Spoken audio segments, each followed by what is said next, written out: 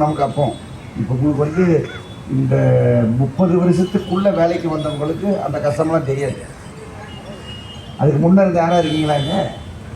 Accident ஆச்சு, ஃபேட்டில் accident ஆச்சுன்னா வெளியே வர முடியாது. அவங்க மனைவி, அவங்க குடும்பத்தில் இருக்கிறவங்க என்ன செலவுனாலும் பரவாயில்லைங்க, எப்படியாவது வீட்டுக்காரை வெளியே கூட்டு வாங்க, எங்கள் பையனை வெளியே கூட்டு வாங்க, நகை மற்றதெல்லாம் எடுத்துக்கிட்டு வந்து கேட்பாங்க, உள்ளே வச்சுருவாங்க. அவ்வளோதான்.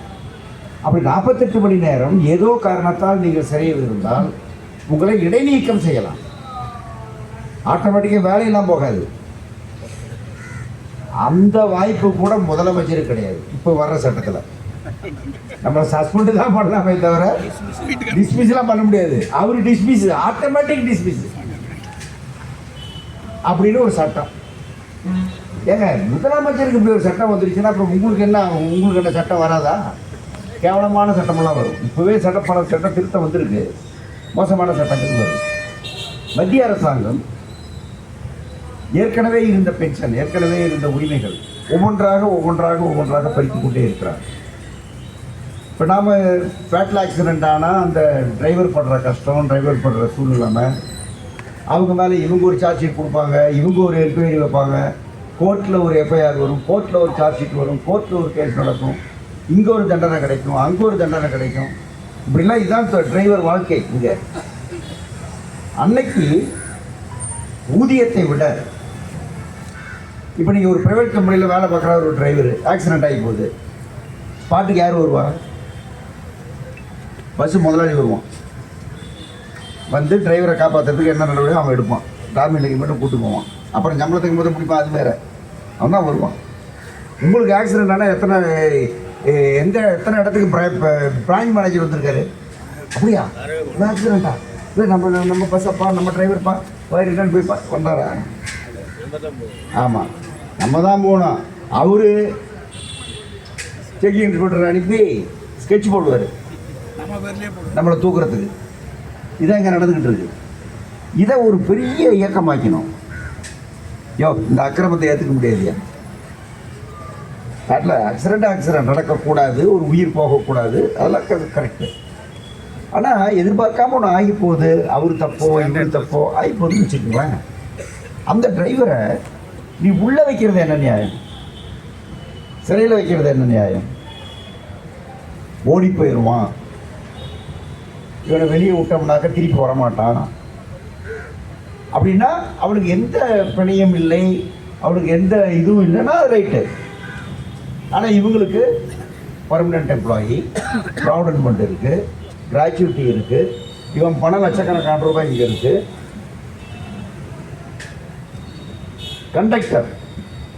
கண்டக்டரே அவனுக்கு ஜாமீன் கொடுத்தா நீ வந்து போலீஸ் ஸ்டேஷனே ஜாமீன் கொடுத்துடணும். ஃபேட்டல் ஆக்சிடென்டாக இருந்தாலும் சிறையெல்லாம் வைக்கக்கூடாது. இவனுக்கும் பணம் இருக்குது, கண்டக்டருக்கும் பணம் இருக்குது, இங்கே பிஎஃப் இருக்குது, கிராச்சுவிட்டி இருக்குது. ஆகவே ஓடி போகிற பிரச்சனையும் இல்லை, வழக்கில் இருந்து அவர்கள் வரவே மாறாங்க, அந்த பிரச்சனையே இல்லை. ஆகவே இவர்களுக்கு காவல் நிலையத்திலேயே ஜாமீன் தர வேண்டும் என்பது ஒரு பெரும் இயக்கம், பெரிய விஷயம். இப்போ நாங்கள் இது விற்கிறோம், புத்தகம் விற்கிறோம், நம்ம ஒப்பந்த புத்தகங்கள் வருது, அது நீங்கள் படிச்சிங்கன்னா அது இருக்கும், பழைய ஒப்பந்தத்தில் சரத்தில் இருக்கும். அவங்க ஒரு கேஸ் போடுறாங்க, இவர் ஒரு என்கொயரி நடத்துகிறாரு, இவர் ஒரு சார்ஜ் ஷீட் கொடுத்து என்கொயரி நடத்துகிறாரு. நாம் சொன்னோம், கேஸ் போட்டான்னா நீ நடத்தாத, ஏதாவது ஒருத்தர் நடத்து. அவங்க கேஸ் போட்டு என்ன முடிவாகுதோ அது என்னன்னு பார்ப்போம்.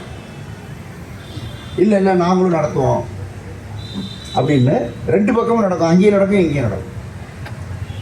நடந்த பிறகு நாம் ஒப்பந்தத்தில் என்ன போட்டோம்? தகராறு பண்ணி நீதிமன்றத்தில் நிரபராதி என்று தீர்ப்பானால், நிர்வாகத்தில் குற்றவாளி என்று தீர்ப்பு கொடுக்கப்பட்டிருந்தால் கூட அது செல்லாது. அதே மாதிரி டேமேஜ் ரெக்கவரி, இஷ்டத்துக்கு டேமேஜ் ரெக்கவரி இப்போ திருப்பி அது வருது, இந்த புது பசங்களாம் அது வருது. இது எல்லா விஷயங்கள்லையும் நம்ம போராடி இருக்கிறோம். ஏராளமான விஷயங்களை வந்து நம்ம வந்து செஞ்சுருக்கோம். செஞ்சது எதற்காகனா தொழிலாளிகளுடைய நலனுக்காக. வேலை செய்கிறவனை வந்து வேலை செய்ய விடு, அப்புறம் சம்பளம் உயர்வு. நீங்கள் உங்கள் சம்பளம் எவ்வளோன்னு சொல்கிறதுக்கு வெக்கப்பட்டு கொண்டிருக்க ஒரு காலம் இருக்குது. டிரைவர் கண்ட்ரைவருக்காக பொண்ணு கொடுக்க மாட்டேன்னு சொன்ன ஒரு காலம் இருக்குது. நான் பெருமையோடும் பெருமிதத்தோடும் சொல்லுவேன், நம்ம டிரைவர் கண்டக்டர்களுக்கு, நம்முடைய போக்குவரத்து தொழிலாளிகளுக்கு கல்யாணம் கொஞ்சம் டப்போட கல்யாணம் இதெல்லாம் நடக்கிறதுக்கு அடிப்படை போட்டது இந்த சிஐடி என்பதை மறந்துடாதீங்க. ஒரு சமூக அந்தஸ்தை, சமூக மரியாதையை கொடுத்தது இதுதான். நீங்கள் 67, 68, 69, 70 அந்த காலத்தில் இருக்கிறதோட யாராவது இருந்தாங்கன்னா அவங்களுக்கு கேளுங்க, நீங்கள் என்ன நிலைமை இருந்தோம். அரக்கால் சட்டை போட்டுட்டு இருந்த தொழிலாளி நீங்கள், தொப்பி வச்சுட்டு இருந்த தொழிலாளி நீங்கள். இது எல்லாத்தையும் எடுத்தோம், எல்லாத்தையும் மாற்றணும். அது வேற. அந்த போராட்டம் நடத்தணும்னா தேப்பா போராட்டம். ஏப்பா என் காசை கூடப்பா, என் காசை கூடப்பான்னு பிச்சைக்காரன் மாதிரி போயிட்டு கேட்குற மாதிரி ஒரு நிலைமையில இல்லையா கவர்மெண்ட்டு. இப்போ நம்ம என்ன கேட்குறோம்? போன ஒப்பந்தத்தில் நமக்கு வர வேண்டிய அரியஸ், நம்ம சம்பாதிச்ச அரியஸ், அது வேலை செஞ்ச காசு, அதுலேயே 12 மாதம் சாப்பிட்டாங்க. வேண்டான்னு கையெழுத்து போடுறதுக்கு சங்கங்கள், அவன் சங்கமாவன் இதை விட்டுருப்பா அப்படின்னு சொல்றதுக்கு அரசு. இது அரசா இது? ஆனால் போச்சு, 12 மாதம் போச்சு. சரி, பாக்கி 8 மாதம், அது அதில் ரெண்டு மாதமாக கொடுத்துட்றோம் நாங்கள். அதுவும் இப்போ 2 மாதம் கொடுத்து போச்சு. இன்னும் கொடுக்கல, அரியஸ் வரல. இது இன்னும் கொஞ்ச நாள் போச்சுன்னா நீ பேட்டா எடுக்கக்கூடாது, நானாக பார்த்து போடுவேன்னு சொல்ல போனான்.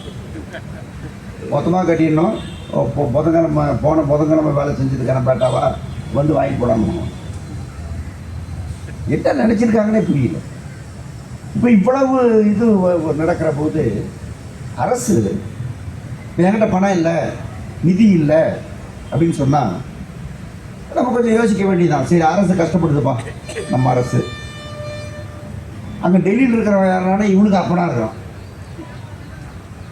டெல்லியில் இருக்கிறவர் காசு கொடுக்க மாட்டேன்றாரு, இவர் லெட்டராக எழுதுறாரு, ஏன் பணத்தை கொடு, ஏன் பணத்தை கொடு, ஏன் பணத்தை கொடுன்னு. நம்ம ஏன் பணத்தை கொடு, ஏன் பணத்தை கொடுன்னு இவர்கிட்ட கேட்குற, காது கேட்க மாட்டேங்குது. நீ அங்கே கேட்குறீங்கள, இப்போ நாங்கள் கேட்குறதுக்கு என் காது கேட்க மாட்டேங்குது. பணம் இல்லை, நிதி இல்லை என்றால் ஏற்கனவே இருப்பதை விட கூடுதலாக கேட்கிற போது அந்த வாதத்தை நீங்கள் வைக்கலாம். நிதி இல்லை, என்ன சார் இவ்வளோ கேட்குறீங்க அப்படின்னு கேட்கலாம். ஆனால் ஏன் காசை கொடுக்கறதுக்கு என்னையா பணம் இல்லைன்னு பதில். எங்கே போச்சு பணம்? 20,000 கோடிங்க நம்ம பணம் இப்போ அவங்ககிட்ட இருக்கு. ஓய்வு பெற்றவன் பணமும் உங்கள் பிஎஃப், உங்கள் சொசைட்டி, மற்றது இது வரைக்கும் எடுத்து தமிழ்நாடு பூரா அவங்க செலவு பண்ணியிருப்பதும் 20,000 கோடி. நாங்கள் நிற்கிற 1-2 பொதுமக்கள் தான் கூட இங்கே தயவு செஞ்சு கேளுங்க. 20,000 கோடி தொழிலாளியின் பணத்தை எடுத்து நான் கம்பெனி நடத்துவேன், கார்பரேஷன் நடத்துவேன், கவர்மெண்ட் நடத்துவேன், அதுக்கப்புறம் தமிழ்நாடு பூரா போய் அப்படியே வித்தாரம் பேசுவேன். இப்படி என்ன நியாயம்? இது கடந்த ஆட்சியிலேயே ஆரம்பித்தது. இப்போ பஞ்சப்படி எத்தனை வருஷம் நம்ம கிடைக்காம இருக்கு ஓய்வு பெற்றவனுக்கு? 9 வருஷம். 9 வருஷம் அப்படின்னா அவங்க ஆரம்பித்து வச்சது.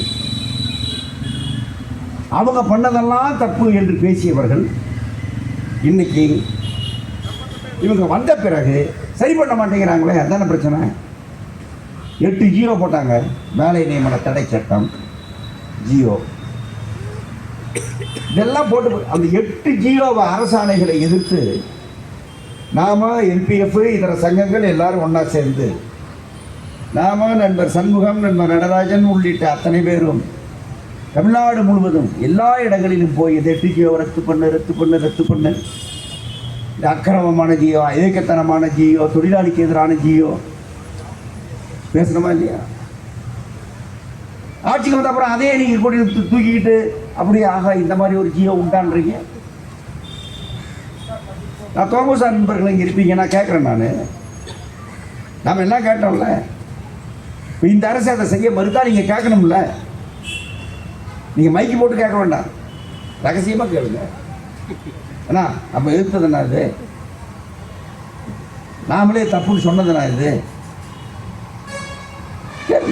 நீங்க எங்க இருக்கீங்கன்னு தெரியலையே. ஆட்சிக்கு வந்துட்டா தொழிலாளிக்கு எதிராக அரசு என்ன பண்ணாலும் வேடிக்கை பார்க்கணுமா? அதனால் இன்றைக்கி வந்து முக்கியமாக பிரச்சனை வந்து நம்முடைய காசு அவங்ககிட்ட இருக்குது, அதை கொடுன்னு கேட்குறோம், அவ்வளோதான். என் காசை எனக்கு கொடு. இதை நாம் வந்து எல்லா பக்கமும் போய் நம்முடைய கடை வீதிகள்லாம் மற்றதில் போய் அங்கே நடைபாதைகளில் பணியாற்ற வேலை செய்யக்கூடிய நம்முடைய தாய்மார்கள், வியாபாரம் செய்யக்கூடிய தாய்மார்கள், அப்படிப்பட்டவங்க எல்லாத்துட்டையும் போய் நோட்டீஸை கொடுத்து எங்கள் காசு அவங்ககிட்ட இருக்குதுங்க, அதை தாங்க கேட்குறோம், 5 வருஷமாக இருக்குதுங்க, 9 வருஷமாக இருக்குதுங்க, போட போவீங்க அப்படியா பண்ணுறானுங்க, அப்படி தான் கேட்கும் அந்த அம்மா. யோ போங்கடா போய் வேலைக்கு பாருங்கடா, கவர்மெண்ட்டில் காசு இல்லைன்னா சொல்லுவாங்க. என் காசு அப்படின்னு சொன்னீங்கன்னா அவங்க என்ன சொல்லுவாங்க? இந்த மாதிரி அநியாயம் பண்ணுறான்னு உள்ளவனுங்க அப்படி தான் கேட்பாங்க.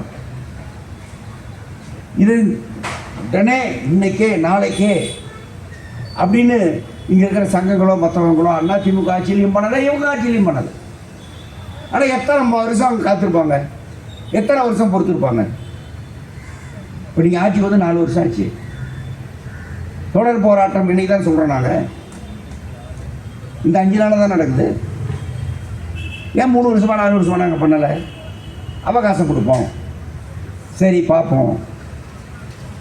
நீதிமன்றத்தில் ஜெயிச்ச அப்புறமும் வர மாட்டேங்குது காசு. நீதிமன்றத்தில் ஜெயிச்ச பிறகும் ஓய்வு பெற்றவர்களுடைய பஞ்சப்படி முழுமையாக வர மாட்டேங்குது. அது பிச்சு பிச்சு தராங்க. இப்போ நீங்கள் இப்போ நமக்கு 23% பாக்கி.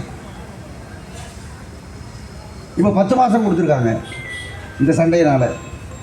18ஆம் தேதி நம்ம போராட்டம் அறிவித்தோம். 18ஆம் தேதி போராட்டம் அறிவித்த உடனே கொஞ்சம் அறிவாளிகள் இருக்காங்க இங்கே. அவங்க என்ன பண்ணாங்க? ஓய்வு பெற்றோர் சங்கம் மற்றவங்க அவங்க சுதந்திர தினத்தன்று முதலமைச்சர் அறிவிப்பார், அதாவது நம்ம போராட்டத்தை காலி பண்ணுறாங்களாம் அவங்க. சுதந்திர தினம் போச்சு, ஒன்னையும் காணும். ஸ்டாலின் பேசினாரு, உங்களை பற்றி பேசினாரா? இப்போ நேற்று கூட விஜய் பேசினார். தொழிலாளி பிரச்சனைலாம் பாருங்கப்பான்னு ஒரு வார்த்தை சொல்ல வேண்டாமா? நம்மன்னு சொல்ல வேண்டாம், இல்லாதவங்க கஷ்டம் தொழிலாளிலாம் பாருங்கப்பான்னு சொல்ல வேண்டாமா? அங்கிள் அங்கிள் நீ எங்களை பற்றி 2 வார்த்தை பேச வேண்டாமா? பேசல. அதுக்குன்னே கொஞ்சம் பேரை நேர்ந்து விட்டுருக்குது. சண்முகம், யார், பாட்டி, முத்தரசை, திருமாவளவன், நேர்ந்து விட்டுருக்காங்க இவங்களை. எப்பா இந்த மாதிரி ஆச்சுன்னா ஒரு அறிக்கை கொடுங்களான்னு. என்ன பண்ணுறீங்க நீங்கள்? இதை விட நியாயமான ஒரு பிரச்சனை என்ன இருக்க முடியும்? இது எப்படி நீங்கள் வந்து தலையிடாமல் இருக்கீங்க?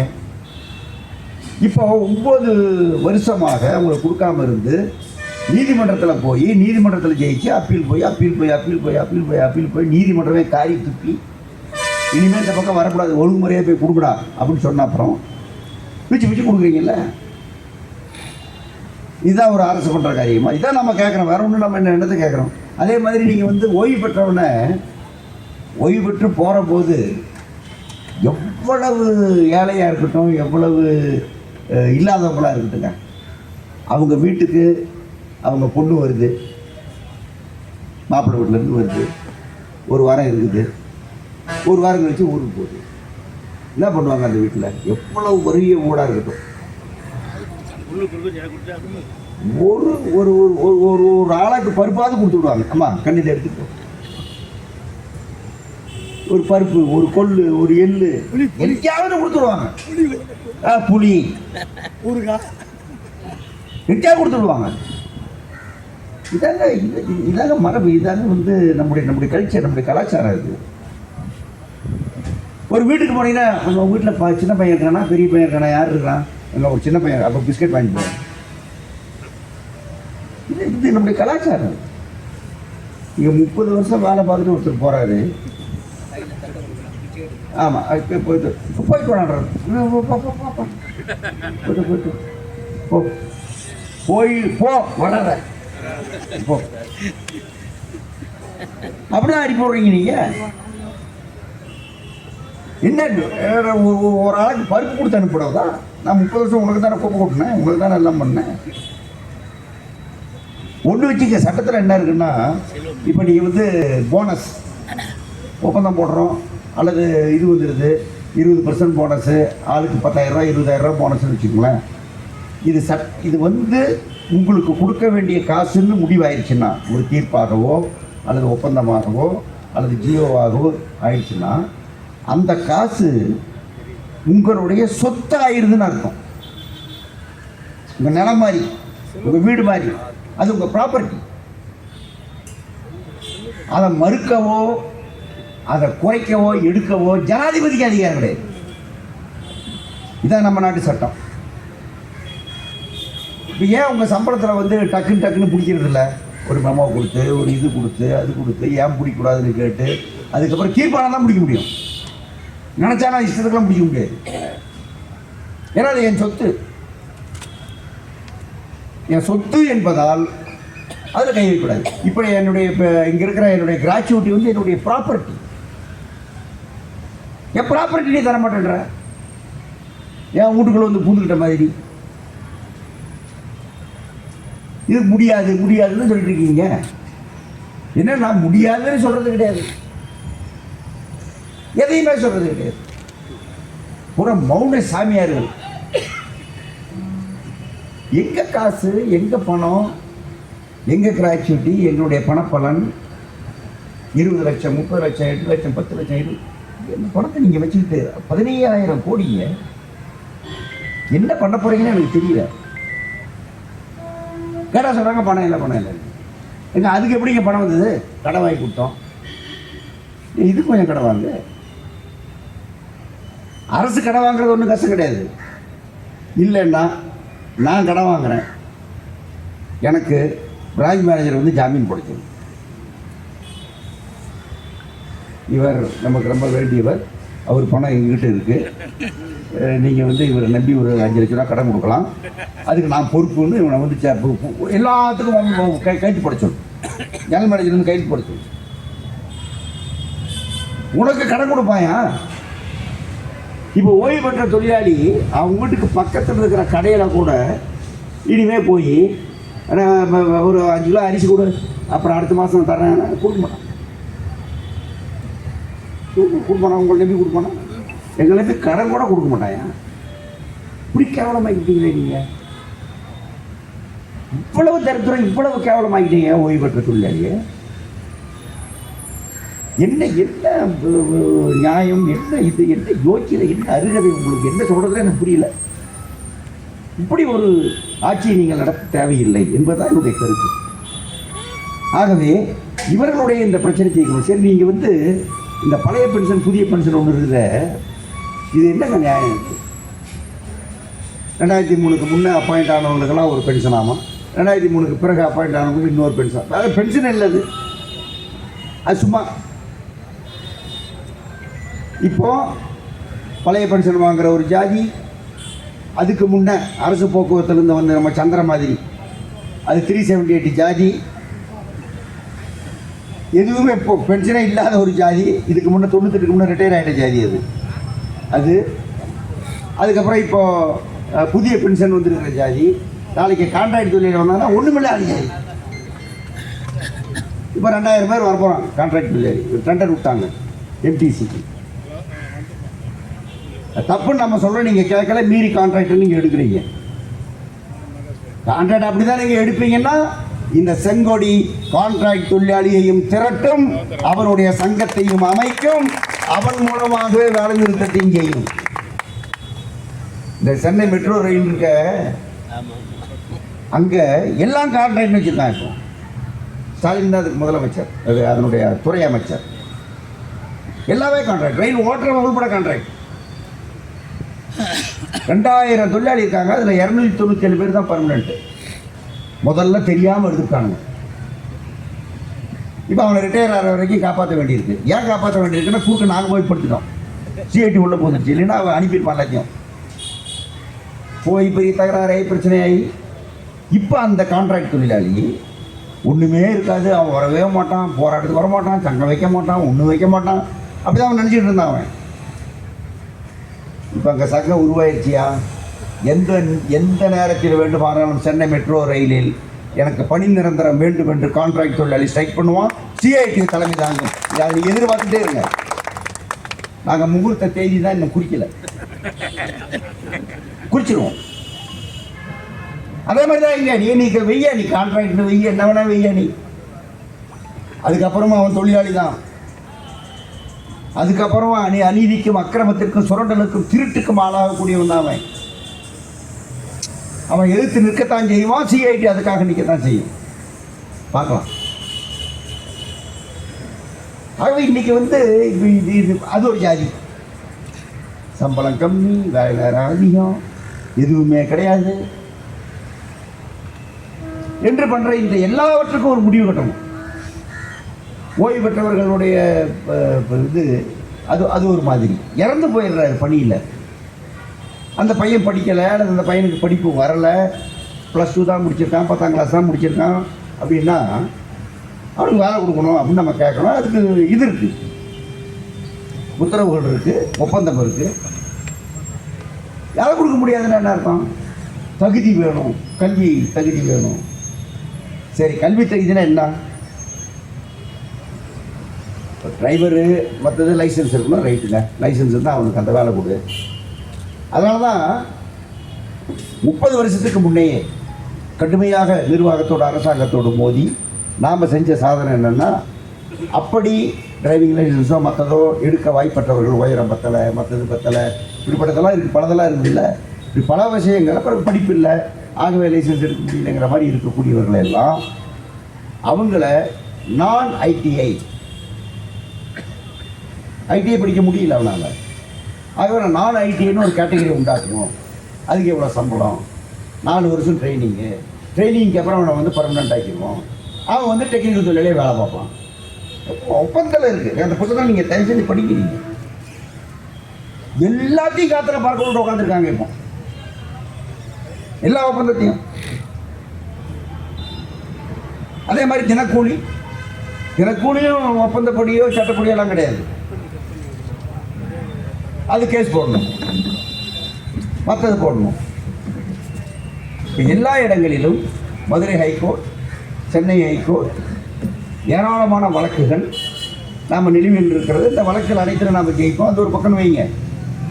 ஆகவே இப்படிப்பட்ட இந்த எல்லா பிரச்சனைகளிலும், தொழிலாளிகளுடைய குடும்ப பிரச்சனை, மக்கள் பிரச்சனைகளில் மத்திய அரசாகட்டும் மாநில அரசாகட்டும் எந்த அக்கறையும் மட்டும் இருக்கிறார்கள். தொழிலாளிகள்னால் அவன் வேலை செய்யணும், முடிஞ்சால் உயிரோடு இருக்கணும், முடியலன்னா செத்து போயிடணும், வீட்டில் இருந்து சம்பளம்லாம் கேட்கக்கூடாது, வீட்டில் இருந்தே கடிச்சோறு கட்டிட்டு வந்து வேலையை செஞ்சுவிட்டு அந்த சொத்தை திருப்பிட்டு அவன் போயிடணும். இப்படி ஒரு ஆசையில் இருக்கானுங்க. அதானி, அம்பானி, இந்த வகைராக்கள் எல்லா பேரும் அப்படி இருக்காங்க. இன்னொருத்தர் சொல்கிறாரு 90 மணி நேரம் வேலை செய்யணுங்க பாரதி.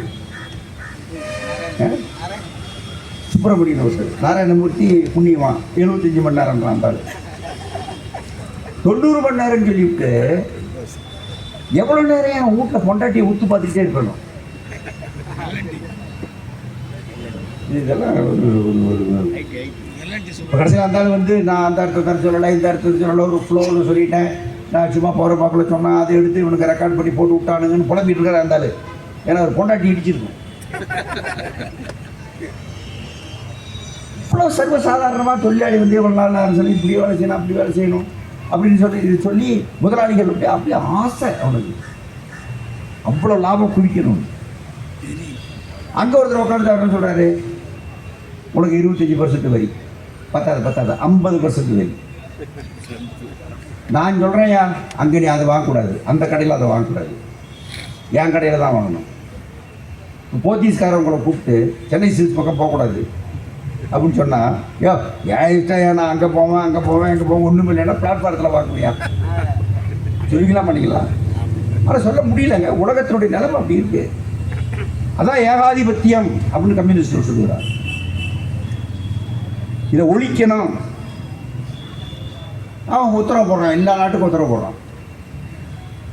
இப்போ இந்தியா ரஷ்யாவோட இருந்து இந்த குழந்தைங்க அம்மாவனுடைய சூட்டில் வெப்பத்தில் சுகம் அனுபவிச்சுன்னா அப்புறம் விடாது. அதனால குழந்தை தூக்கி வைக்காத, அது பழகிருச்சுன்னா அப்புறம் ஒன்று விடாது, நீ வேலைக்கு போக முடியாது அப்படின்னு சொல்லுவாங்க. அந்த மாதிரி இப்போ ரஷ்யாவினுடைய அந்த வெப்பம் இருக்குது பாருங்க, நம்ம அரசாங்கத்துக்கு அது அவ்வளவு இதமாக, அவ்வளோ பதமாக, அவ்வளோ இதாக இருக்குது, கட்டி பிடிச்சிட்டு நிற்கிது. டீசல் பெட்ரோல் நம்முடைய க்ரூட் ஆயில் அவ்வளவு மலிவாக தரான். இன்னும் 5% டிஸ்கவுண்ட் பண்ணிட்டான். இத்தனைக்கு அப்புறமா நம்ம பெட்ரோல் பங்கு அப்படியே தான் இருக்கும். அது இருக்க மாட்டான். இப்போ மோடிகிட்ட போய் சொல்லுங்கள், என்னங்க விலையெல்லாம் அங்கே இறங்கி போச்சுன்றாங்க, பேப்பரில் பார்த்தோம், அப்படியே போட்டுருக்கான் பேப்பரில், அப்படி தான் கேட்பார் அவர். ஒன்றுமே அமோருவமாக போட்டான். இந்த விலைவாசி மற்றது பேசணும்னா அந்த இப்போ இவ்வளவு குறைவாக க்ரூட் ஆயில் கிடைத்த பிறகும் பெட்ரோல் டீசல் இறக்க முடியாது என்று சொல்லக்கூடியவர்கள், அப்புறம் டோலில் கொள்ள, அதில் கொள்ள, இதில் கொள்ள, எந்த லாரிக்காரன் வேலை செய்ய முடியும், எந்த லாரிக்காரன் ஓட்ட முடியும், எந்த ஒரு வண்டி 2 வண்டி வச்சுருக்கிறோம் பிழைக்க முடியும்? இது எல்லாத்தையும் ஒரு பக்கம் செய்கிறாங்க. இப்போ நம்ம ரிட்டையர் ஆன தொழிலாளிகள், கம்பெனிகளில் அங்கங்கே வேலை பார்க்குற தொழிலாளிகள், பென்ஷன் கிடையாது அவங்களுக்கு எவ்வளோ காசு வரட்டுமே, 30 லட்சம் வரட்டும், 40 லட்சம் வரட்டும், 50 லட்சம் வரட்டும், அல்லது விஆர்எஸில் சில கம்பெனிகளில் 70 லட்சம் 80 லட்சம் வரைக்கும் நாங்கள் விஆர்எஸ் வாங்கி கொடுத்துருக்கோம். பிஎம்டபிள்யூவில் வாங்கி கொடுத்தோம், ஃபோர்டில் வாங்கி கொடுத்தோம். எவ்வளோ வரட்டும், அந்த காசு வச்சு என்ன பண்ணுவீங்க நீங்கள்?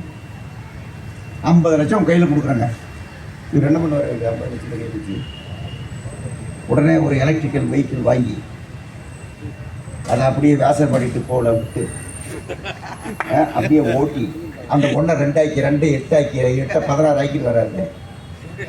என்ன செய்ய முடியாது அந்த காசு வச்சுக்கிட்டேன். அது இப்படி அப்படியும் போய் பிச்சு போயிடும். அவ்வளோதான். அதுக்கு மேலே நீங்கள் ஒரு தொழில் செய்தெல்லாம் அதை பெருக்க முடியாது. அதான் தொழிலாளிகளுடைய இதே, அதுதான் இயல்பே. அதுதான் அப்படியே டெம்பரரியாக ஒரு வியாபாரம் பண்ணிங்கன்னா முடியும். 1 வருஷம் 2 வருஷம் 3 வருஷம் நல்லா இருக்கும். அதுக்கப்புறம் எல்லாம் திவாலாகி அது ஏகப்பட்ட திவாலி. ஆட்டோ வாங்கி ஒழிஞ்சு போனவன், கார் வாங்கி ஒழிஞ்சு போனவன், டாக்ஸி வாங்கி ஒழிஞ்சு போனவன். அது இந்த கோவிட் வந்தப்புறம் ஏகப்பட்ட பேர் ஒழிஞ்சு போயிட்டான். கண்ணுக்கு தெரியாத அந்த அந்த அந்த கண்ட்ராய்வு பண்ண வேலை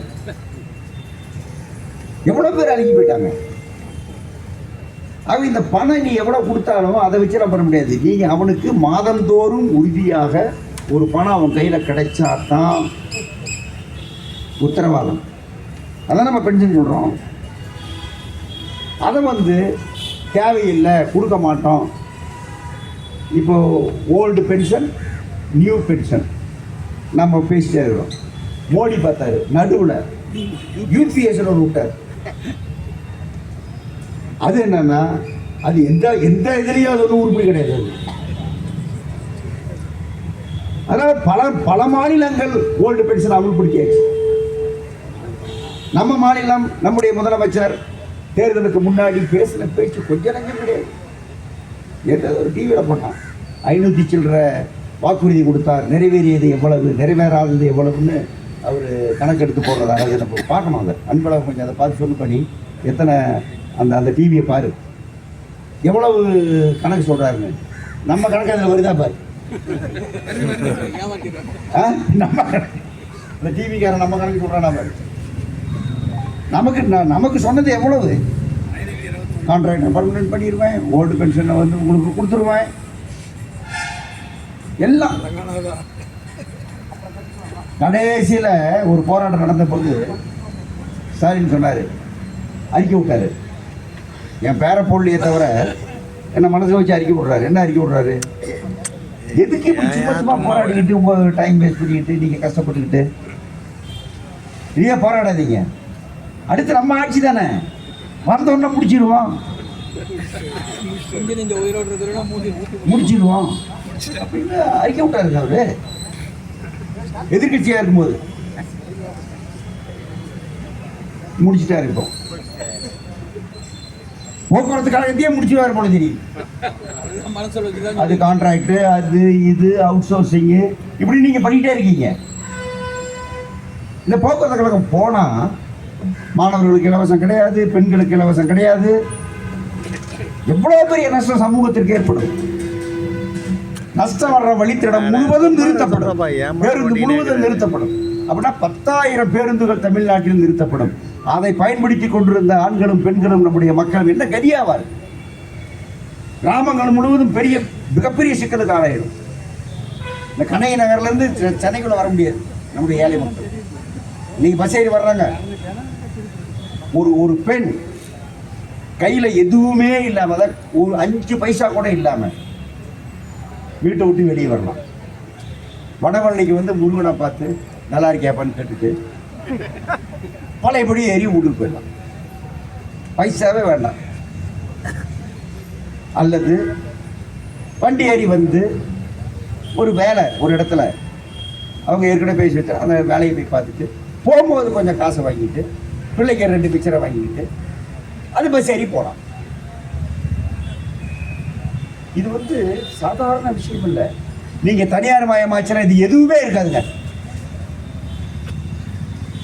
பெண்கள் இப்ப வேலைக்கு துணிஞ்சு வெளியே போகக்கூடிய பெண்கள் வீட்டு சிறையில் வைக்கப்படுவார்கள் அர்த்தம்.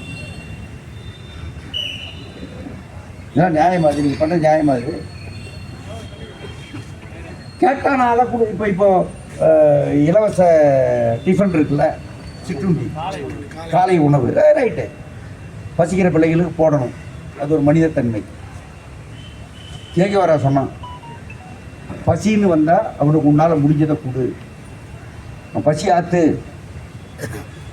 ரொம்ப முக்கியமான வேலை. அதோட அவர் நிக்கல, அடுத்து சொன்னாரு, எல்லாம் கொடுத்துட்டு ஏன் இவனுக்கு இந்த நிலை என்று யோசி, சிந்தனை செய், அப்பதானே நீ புரட்சிக்காரன். நான் ஸ்டாலினை கேட்கறேன், நீ கொடுக்குறீங்க ரொம்ப சந்தோஷம், நான் குறை சொல்லக்கூடாது. நீங்கன்னா கவர்மெண்ட் பேர் வேணா உங்க பேர் வச்சுக்கலாம், யார் பேரை வச்சுக்கலாம், அரசு பணம், அது ஒன்றும் கலைஞர் டிவி பணமோ மற்ற டிவி பணமோ இல்லை, கொடுக்குறீங்க, டிஃபன் கொடுக்குறீங்க. ஆனால் லட்சக்கணக்கான வீடுகளில் இருக்கிற லட்சக்கணக்கான அரசு பள்ளிக்கு வரக்கூடிய குழந்தைகள் ஏன் காலை சிற்றுண்டி இல்லாமல் வர நேர்ந்திருக்கிறதுன்னு நீங்க யோசிக்க வேண்டாமா? யார் பொறுப்பு அதுக்கு? அவங்களா? நீங்க தானே பொறுப்பு. சொல்றீங்கல்ல, 67 இருந்து விடாமல் நாங்கள் ஆண்டு கொண்டிருக்கிறோம். யாரு? திராவிட மாடல். ஆள் மாறினாலும் மாடல் மாறுறதில்லை, அது அதே மாடல் தான். இந்த மாதிரி சில்லறையா இலவசம்லாம் கொடுத்து நீங்கள் பண்ணுறதுங்கிறத வச்சுக்கிட்டே நீங்கள் வண்டி ஓட்டியெல்லாம் நினச்சிங்கன்னா ரொம்ப ரொம்ப தப்பு. அவங்கவுங்க காலில் நிற்கணும், அவங்க வேலையில் நிற்கணும், அவங்களே சம்பாதிச்சு அவங்களே பிழைக்கணும். அதுக்கான ஏற்பாட்டை நீங்கள் பண்ணணும். அதான் கவர்மெண்ட்டு, அதான் ஆட்சி. பிஇ படித்தவனுக்கு 18,000 சம்பளங்க. மார்க்கெட் ரேட் அதான்றான் முதலாளி. நாங்கள் பேச்சுவார்த்தைக்கு போகிறோம்ல, பேச்சுவார்த்தை என்ன சொல்கிறாங்க, சார் என்ன சார் பிஇ படித்து வந்திருக்கா 18,000 வாங்குறீங்க கொடுக்குறீங்க, நீங்கள் என்ன சார்? அதான் சார் சந்தை மதிப்பு அவ்வளோதான் வருது. யார்? பிஇ படித்து வந்துடுறாங்க. மார்க்கெட் ரேட் ஆகுது. ஏன்னா கியூவில் நிற்கிறான், எனக்கு கூட உனக்கு கொடுன்னு. அப்படி கூட போக்குவரத்தில் வந்து கியூவில் நிற்க முடியாது.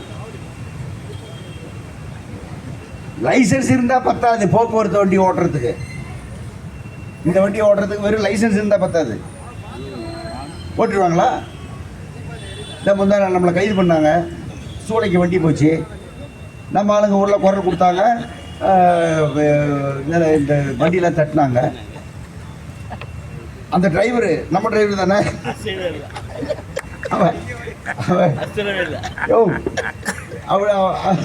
அவன் தான். அந்த என்ன பண்ணான், டக்குன்னு வண்டி நிறுத்தி இறங்கி போயிட்டான். வண்டிக்குள்ள போலீஸ்காரர் நிற்கிறாரு, இது எங்கேயா போறேன் உங்களை கொண்டு போனியான்னு போய் சேர்த்துருக்கியா போயா,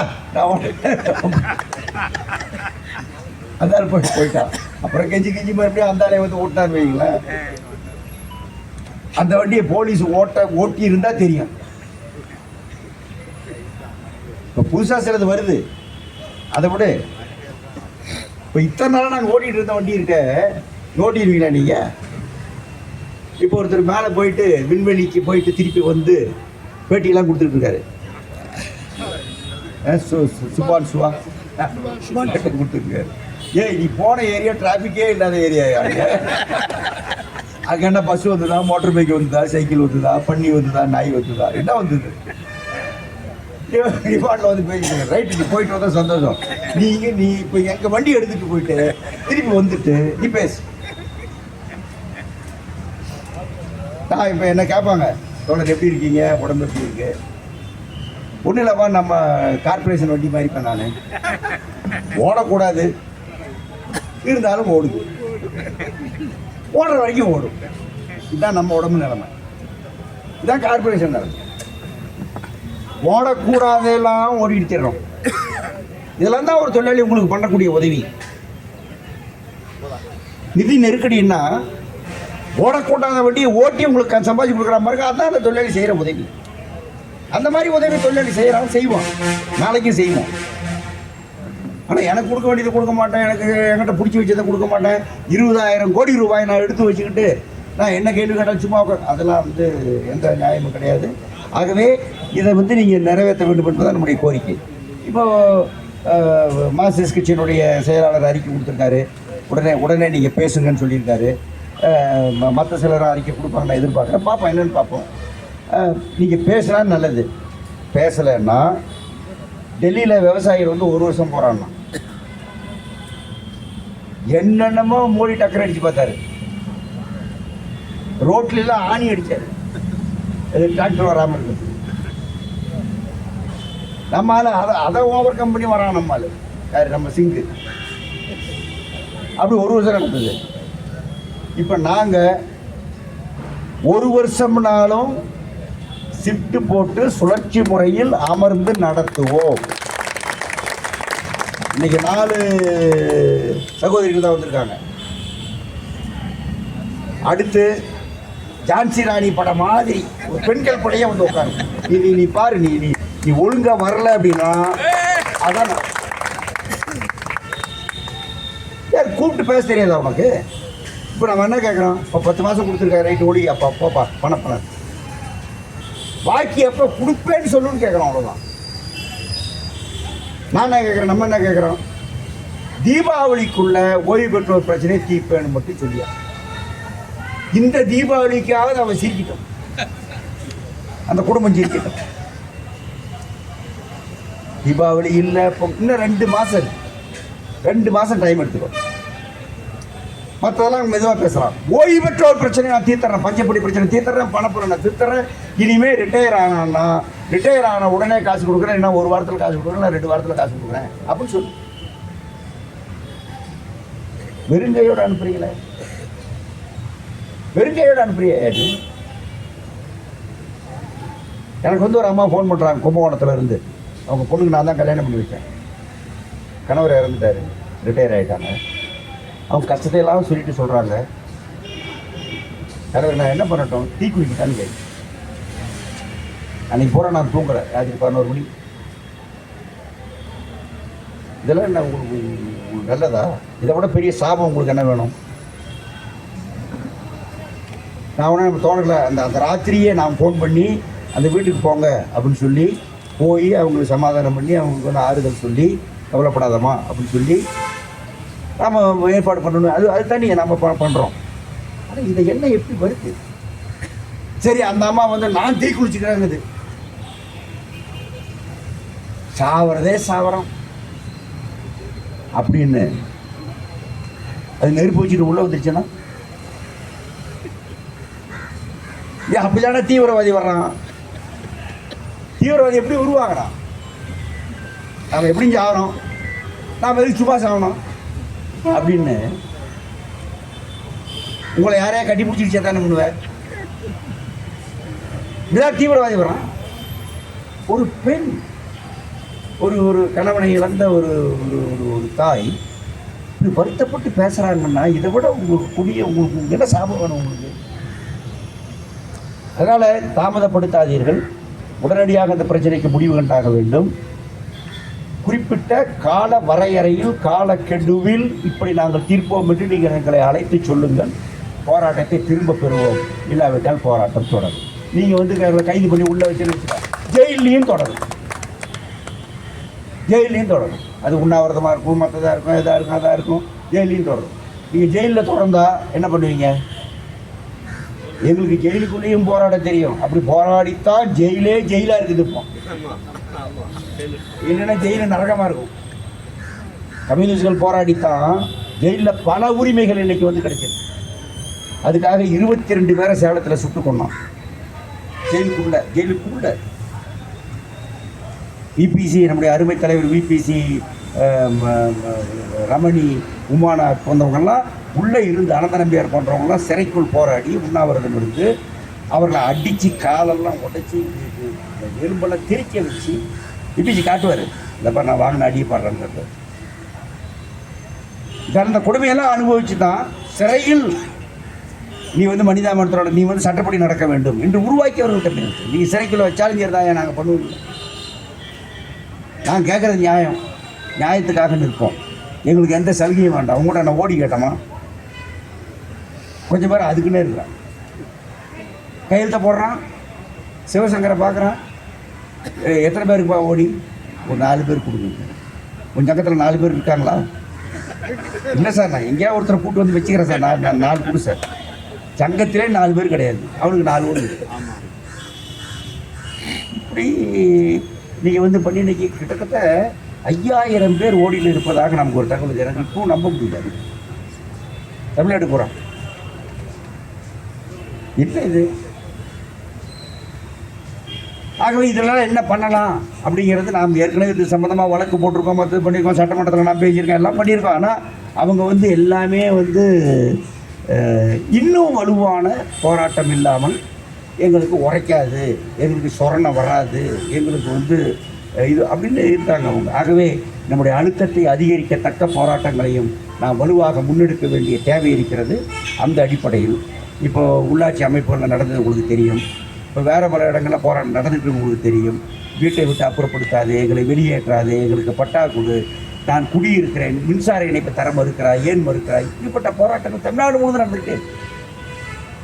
ஆகவே இந்த எல்லா போராட்டங்களையும் நாம் ஒருங்கிணைக்க வேண்டும். ஒன்றுபட்டு மக்களுடைய இல்லாதவர்கள், ஏழைகள், ஏதுமற்றவர்கள் என்ன வேண்டுமானாலும் செய்யலாம் என்று யாரை இவர்கள் கருதுகிறார்களோ அவர்களை நீ எதுவும் செய்ய முடியாது, செங்கொடி இருக்கிறது, நாங்கள் இருக்கிறோம் என்று பாதுகாக்க வேண்டிய பொறுப்பு நமக்கு இருக்கிறது. இது அனைத்தையும் ஒருங்கிணைக்க நாம் செயல்படுவோம்.